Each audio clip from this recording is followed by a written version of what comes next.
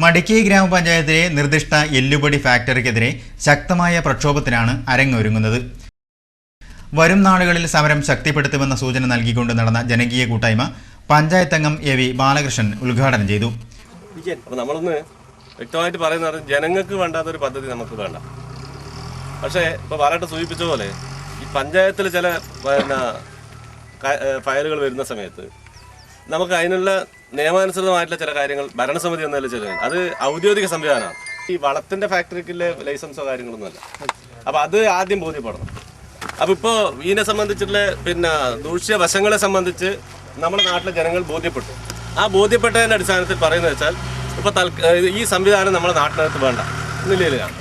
അപ്പോൾ നാട്ടിനകത്ത് വേണ്ടാന്ന് ഈ പ്രദേശത്തെ ജനങ്ങൾ പറഞ്ഞു കഴിഞ്ഞാൽ നമുക്ക് വേണ്ട. അതിൽ ഇതിൻ്റെ വേറെ ഇല്ല. ജനങ്ങൾക്ക് വേണ്ടാത്തൊരു പദ്ധതി നമ്മുടെ നാട്ടിൽ വേണ്ട. അതുകൊണ്ട് തന്നെ നമ്മളെ മുമ്പിൽ വെക്കുന്നത്. സമരത്തിൽ ജനങ്ങളോടൊപ്പം ഉറച്ചു നിൽക്കുമെന്ന് അദ്ദേഹം വ്യക്തമാക്കി.